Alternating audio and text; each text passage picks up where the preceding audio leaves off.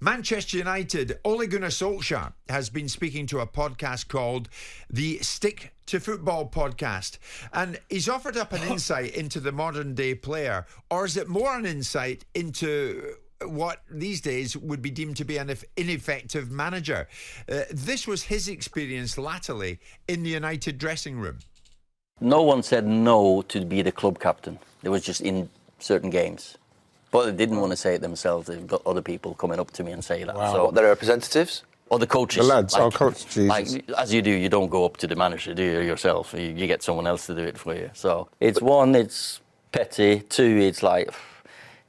Lacks ambition. It's strange, and I don't think we would understand, but so many players, or many players, said no to do the pre-match interview. But you have the go-tos. Yeah, Bruno always did it, Harry always did it, Victor did it, Scott McTominay did it. Yeah, David did it. Yeah. Luke Shaw did it. So you have the saying, but the other, no, I'm worried about the questions before, so I prefer not to do it because you're scared of the whole reaction, maybe. And you understand players, the mental health, some of them. What do you make of that, Simon? So he goes into quite a lot of detail there that they didn't fancy it. I mean, many players said no during the pre-match interviews. The three questions you always got before a game, the questions that come up, some players fancy it, some players don't. He says Bruno always did it, Harry Maguire did it, Lindelof did it, De Gea did it, Shaw did it. The others were worried about questions coming their way. And also on the captaincy side of things, on the odd occasion, some of them said, no, it's not for me, thanks. I don't want to be captain for the day. I mean, why would you be captain for a day anyway? Why isn't there a captain in perpetuity? I mean, was he changing captains every week then? Was it were they doing a straw poll to see if he was captain this week? Well, if the club captain wasn't available for that particular fixture, right? Okay. In comes an opportunity for another individual to put on the armband. Well, that's a culture. And they said they didn't fancy it. Well, that's a culture thing, isn't it? That's about, some of that will be inherited culture from managers that have been there previously. So you can't lay all of that out the door. I don't quite know what point he's trying to make about pre-match interviews. Some people are not very good in the media.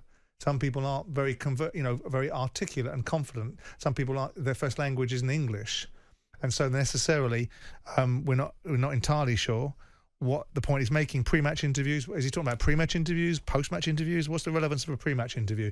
Post-match interview is probably more meaningful, isn't it? Does he mean post-match? I'm not entirely sure what Ollie achieves in any of this, because I think he is suggesting to you after 3 years of managing a football team that the culture of the club, as we know, does not breed leadership, does not breed people of substance. And then he when you I mean, again, the go-to setting when someone's challenged or have something that resembles adversity, or don't do that because it will move into their mental health. I mean, people with real mental health issues must scream at the screen when they hear that sort of rubbish, because it's not about having a challenge and then disappearing into mental health. It's about overcoming adversity. Too many people mistake a bad incident in their life as a reason to protect their mental health, or have it as a mental health issue. I mean, look, I don't think that Ole Gunnar Solskjaer was a great manager for Manchester United. I think he trod water for 3 years, and I think he allowed a culture to take hold. It was already seeded in there after Ferguson departed over a series of years, and he enabled it to become almost an epidemic of weak thinking. And for him to be doing interviews with the pally overlap about what these things do and don't mean, I don't know what I make of it. I think it probably says more, with all due respect, about the team reflects leadership. The leadership of the team is the manager. If the manager doesn't engender a reaction in you where you want to crawl across broken glass or stand up and take the bullets when the muck and bullets are flying, then that's a reflection of the leader. So that interview is a staggering insight into the lack of awareness of Ole Gunnar Solskjaer's responsibility, perhaps, as a football manager, because players are just an extension of the manager, either his buying criteria or the culture that he creates in this football club.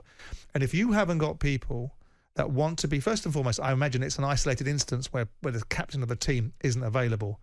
If you haven't got repeatedly people that have ambition, that want to be at the front of the queue, then you won't have a successful football team. But to my mind, every single member of the team should be up for it. Yeah, I'll do it. I'll do it. I'll go on and I'll speak pre-match. What are they going to be asked pre-match? I mean, what's your mood coming into this game?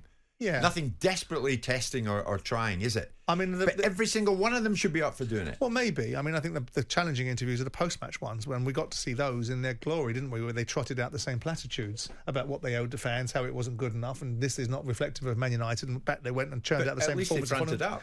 Sure, and we saw that, and we saw the formulaic nature of it, and the fact that, you know, we saw social media patterns being put together by Man United based upon what they told their players to say. So we didn't get much from the players from these post-match interviews, but at least they did them.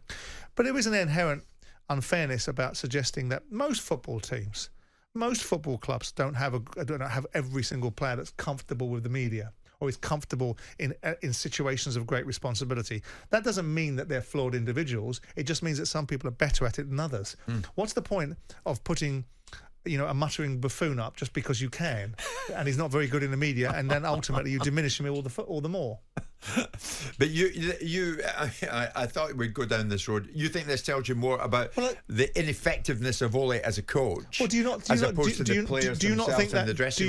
it's a combination of two? But do you not think that team reflects leadership? I'm surprised he even wants to go into it. I must be honest, because it does not reflect well on him. Well, I don't think it does, and I don't think I can say that it does without being a hypocrite. People will suggest that because I've always been very critical of Ole Gunnar Solskjaer, and when he got appointed the job, I said it was an unavoidable mistake because it looked on paper that looked like Man United were in the right groove, and I do believe that 2.5 years of his stewardship wasn't great for United, irrespective of a couple of moments in time where they got decent league positions. I think the underlying culture was eroded even further. Yeah. So I look at these interviews and think to myself, okay, it's a snapshot of an interview, and maybe in other parts of the interview he came across very well. But in this isolated moment, reading that scenario and listening to his words, I think it has to be said to him, and I would be saying to him, if I was speaking to him, well, isn't that a direct reflection of you? Yeah. Isn't that a specific and explicit reflection of your management? What kind of culture did you engender in these players? What kind of players did you buy and recruit?